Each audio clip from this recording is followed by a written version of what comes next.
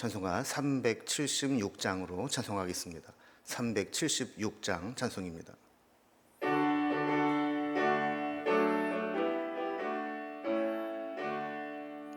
나그네와 같은 내가 힘이 부족하오니 전능하신 나의 주여 내 손 잡고 가소서. 하늘 양식 내게 먹여주소서. 하늘 양식 내게 먹여주소서. 수정 같은 생명수로 항상 되어주시고 불과 구름 기둥으로 갈 길 인도하소서.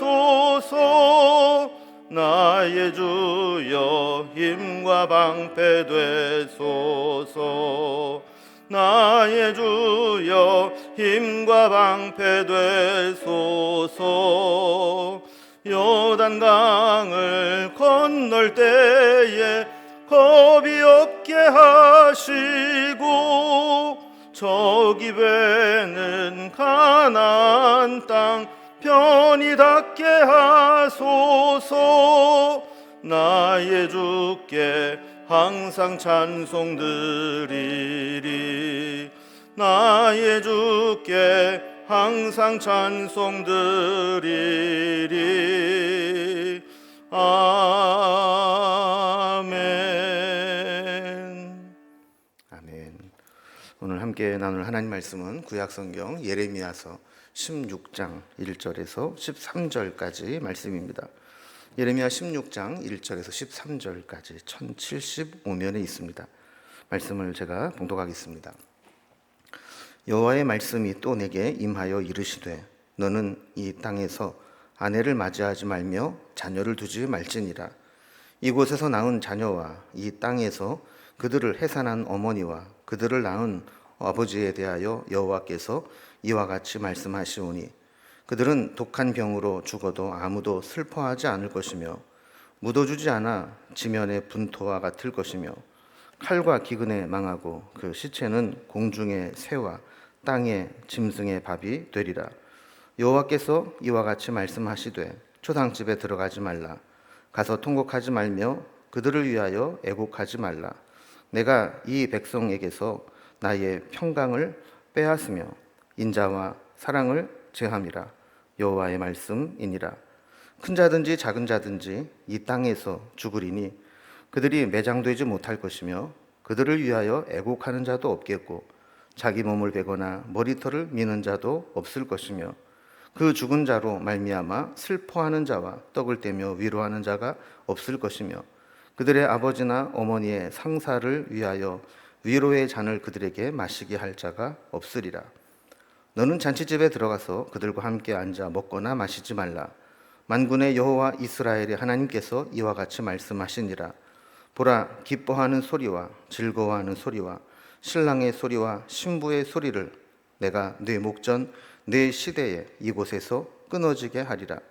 네가 이 모든 말로 백성에게 말할 때 그들이 네게 묻기를 여호와께서 우리에게 이 모든 큰 재앙을 선포하심은 어찌 됨이며 우리의 죄악은 무엇이며 우리가 우리 하나님 여호와께 범한 죄는 무엇이냐 하거든 너는 그들에게 대답하기를 여호와께서 말씀하시되 너희 조상들이 나를 버리고 다른 신들을 따라서 그들을 섬기며 그들에게 절하고 나를 버려 내 율법을 지키지 아니하였음이라. 너희가 너희 조상들보다 더욱 악을 행하였도다. 보라, 너희가 각기 악한 마음의 완악함을 따라 행하고 나에게 순종하지 아니하였으므로 내가 너희를 이 땅에서 쫓아내어 너희와 너희 조상들이 알지 못하던 땅에 이르게 할 것이라. 너희가 거기서 주야로 다른 신들을 섬기리니 이는 내가 너희에게 은혜를 베풀지 아니함이라 하셨다 하라. 아멘.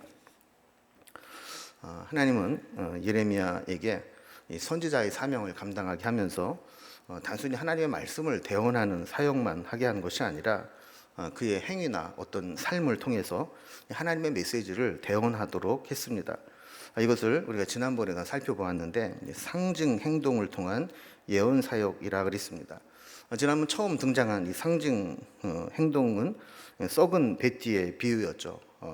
유브라데 강가에 뱃띠를 갖다가 묻어두고 또 한참 후에 가서 그 뱃띠가 썩은 것을 가져오게 하면서 유다가 그렇게 썩은 뱃띠처럼 아무것도 할 수 없이 그렇게 망가졌다 하는 것들을 이제 보여준 것이죠.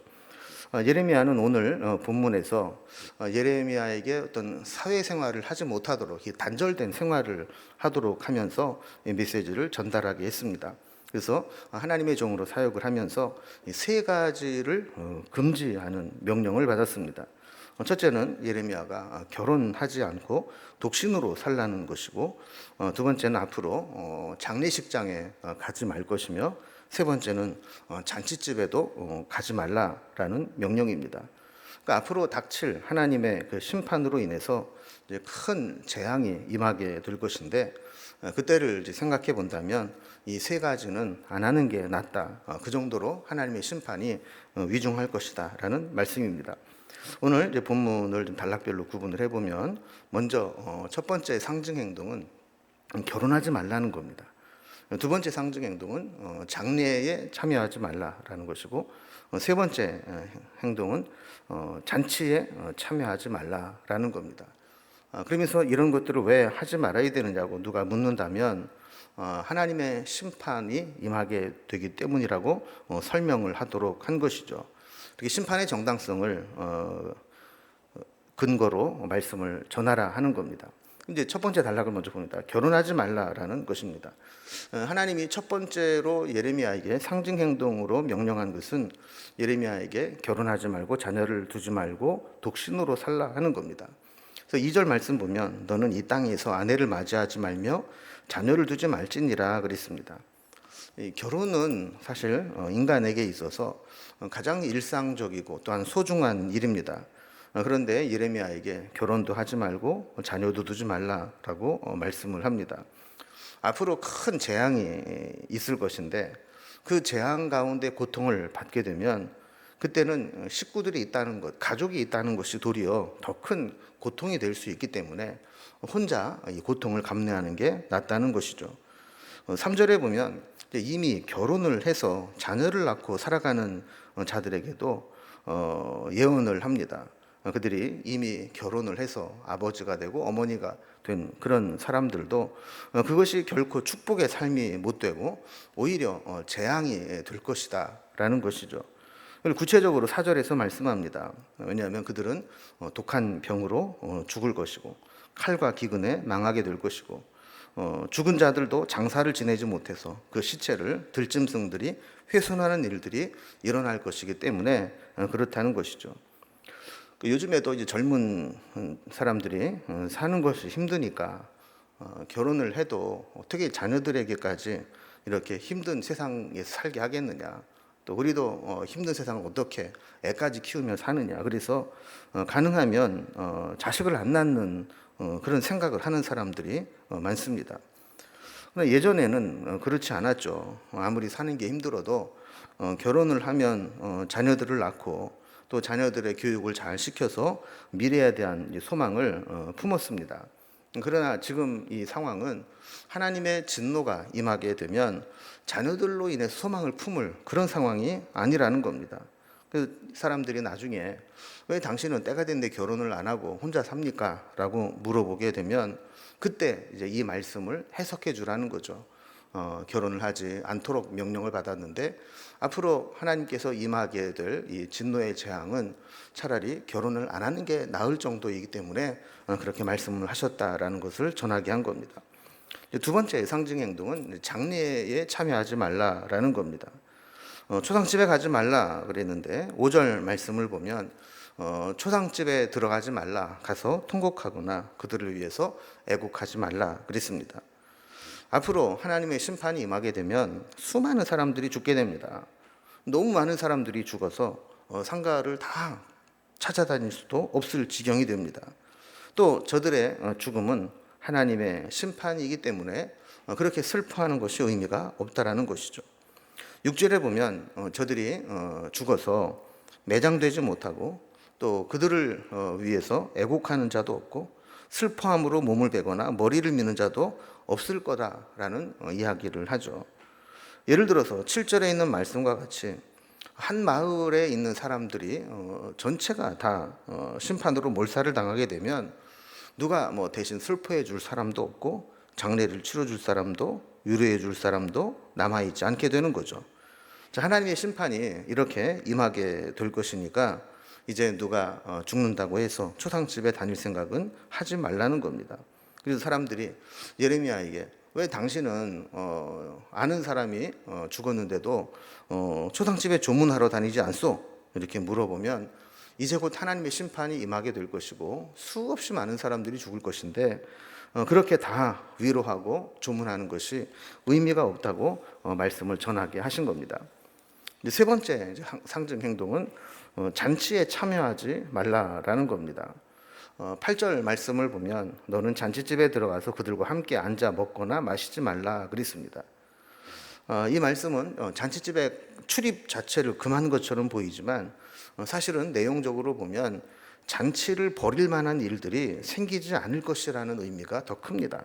그래서 9절에 보면 기뻐하는 소리와 즐거워하는 소리, 신랑의 소리와 신부의 소리가 끊어지게 할 것이다 그랬습니다. 그러니까 즐거워할 일이 없는 겁니다. 잔치할 만한 일들이 생기지 않는 겁니다. 사람들이 다 죽게 되면서 결혼할 젊은이들이 없습니다. 결혼을 못하니까 출산의 기쁨도 돌잔치도 아이들 소리도 나오지 않게 되는 거죠. 자, 이렇게 하나님은 예레미야에게 결혼하지 마라, 장례식에 가지 마라, 잔치집에 가지 마라, 이렇게 행동을 하면서 사람들이 왜 그러냐고 묻게 되면 거기에 하나님의 메시지를 전하게 한 겁니다. 그래서 네 번째 단락을 보면 심판의 정당성을 설명을 합니다. 그러면서 방금 말씀을 드린 것처럼 이 세 가지를 금한 삶을 살다 보면 사람들이 예레미야에게 물어볼 거라는 거죠. 10절에 보면 여호와께서 우리에게 이 모든 재앙을 선포하심은 어찌 됨이며 우리의 죄악은 무엇이며 우리가 우리 하나님 여호와께 범한 죄는 무엇이냐라고 묻는 겁니다. 이 질문은 하나님 앞에 좀 뻔뻔한 질문입니다. 마치 자기네들이 이런 재앙을 받는 것이 자신들은 죄도 없고 이런 하나님의 심판과 재앙을 받을 만한 이유도 없는데 왜 우리가 결혼을 안 하는 게 낫고 초상집이나 잔집에도 가지 않는 것이 옳으냐, 도대체 우리가 뭘 잘못했길래 그렇게까지 해야 되느냐, 이렇게 물어본다는 겁니다. 자, 그러면 이런 질문을 받은 예레미야는 어떻게 답변을 해줘야 될까요? 하나님께서는 11절 이하에서 예레미야에게 답변할 말씀을 주십니다. 11절에 보면 너는 그들에게 대답하기를 여호와께서 말씀하시되 너희 조상들이 나를 버리고 다른 신들을 따라서 그들을 섬기며 그들에게 절하고 나를 버려 내 율법을 지키지 아니하였음이라, 이렇게 대답하라는 겁니다. 그러니까 저들이 심판받아야 될 이유는 그들이 조상들에게까지 올라갑니다. 하나님을 온전히 섬기지 못하고 우상을 섬기면서 하나님의 말씀을 버렸던 조상들, 그러니까 조상들이 설령 잘못했어도 후손들이 이 조상들의 잘못을 깨닫고 돌이키면 좋겠지만 저들은 그렇게 하지 않았다는 겁니다. 조상들의 잘못된 길을 그대로 따라갔다는 거죠. 12절에 보면 더 문제가 심각합니다. 너희가 너희 조상들보다 더욱 악을 행하였도다. 보라, 너희가 각기 악한 마음의 완악함을 따라 행하고 나에게 순종하지 아니하였으므로 그랬습니다. 죄는 그냥 방치해 둔다고 저절로 사라지는 게 아닙니다. 점점 전염되듯이 확산되어져 가고 더 심각한 상황으로 발전하게 됩니다. 그래서 저들은 조상들이 범했던 죄악보다 더 악행을 행하게 됩니다. 조상 때부터 내려온 죄악의 사슬을 끊어버린 것이 아니라 오히려 더 발전시켰습니다. 악한 마음의 완악함을 따라 행하고 하나님께는 순종하지 않았습니다. 이 망하는 곳에 나타나는 특징이죠. 악에 악을 더하고 악이 더 심하게 됩니다. 그러나 하나님 세우신 곳에는 이 악의 고리를 끊어버리고 믿음으로 다시 세우는 역사가 나타나게 되죠. 부모가 믿음의 길을 놓으면 자녀들은 그 믿음의 길에서 신앙을 꽃피우는 것이 하나님이 원하시는 순리인데 이스라엘 백성들은 그렇게 하지 못했고 부모가 악행을 행하고 자녀들은 그 악을 더 발전시켰다는 겁니다. 그래서 결국 심판을 받게 되는데 13절에 보면 하나님이 약속의 땅으로 주신 땅에서 쫓겨나서 세계 곳곳에 알지 못하는 땅에 포로로 끌려가서 노예 생활하게 될 것이다라고 말씀을 합니다. 이거면 너희 조상들이 알지 못하던 땅에 이른다 그랬는데 멀리 이방 땅에 포로로 끌려가게 된다는 것이죠. 오늘 말씀을 보면 하나님의 은혜가 거두어지고 은혜가 사라지고 나면 결혼도 의미가 없고 장례식도 그리고 잔치도 의미가 없어집니다. 하나님의 은혜가 완전히 단절되기 전에 우리는 믿음이 회복되고 다시 온전한 믿음으로 돌아가는 것이 필요합니다. 예레미야는 하나님의 메시지를 전달할 동안에 결혼도 조문도 잔치 참여도 중단하고 있지만 하나님의 심판이 임하고 나면 그것이 유다 백성들이 당해야 될 현실이 된다는 것이죠. 우리 인생의 기쁨과 행복과 삶의 의미를 느끼는 것은 오직 하나님의 은혜가 우리에게 회복될 때만 가능한 것입니다. 우리에게 이러한 은혜가 회복되기 위해 우리가 무엇을 해야 할지 고민하며 오늘도 믿음으로 주님과 동행하며 살아갈 수 있기를 주님의 이름으로 기원합니다. 기도하겠습니다. 하나님 아버지, 유다 백성들이 죄악에서 떠나지 않아 결국 하나님의 은혜가 그들을 떠나가고 하나님의 은혜가 떠나간 자리에 엄청난 재앙과 슬픔과 고통이 자리 잡는 것을 보게 됩니다. 우리에게도 하나님의 은혜가 떠나고 나면 이런 일들이 다가오게 될 텐데 그렇게 되지 않도록 우리는 늘 하나님의 말씀으로 새로워지게 하시고 주님께로 돌이키는 삶을 살아갈 수 있도록 인도해 주시옵소서. 오늘도 주님과 동행하는 삶을 살아가기를 원하고 하나님께서 은혜 베푸시는 삶을 살아가기를 소망하오니 우리와 동행하여 주시고 은혜를 베풀어 주시옵소서. 오늘도 우리의 기도의 제목들을 하나님께서 선하게 여겨주시고 그 기도를 응답하여 주셔서 주님과 성령 충만한 가운데 동행하는 하루의 삶이 될 수 있도록 인도해 주옵소서. 오늘의 모든 삶을 주님께 부탁드리며 예수님의 이름으로 기도드리옵나이다. 아멘. 각자 개인적인 기도의 제목으로 자유롭게 기도하시겠습니다.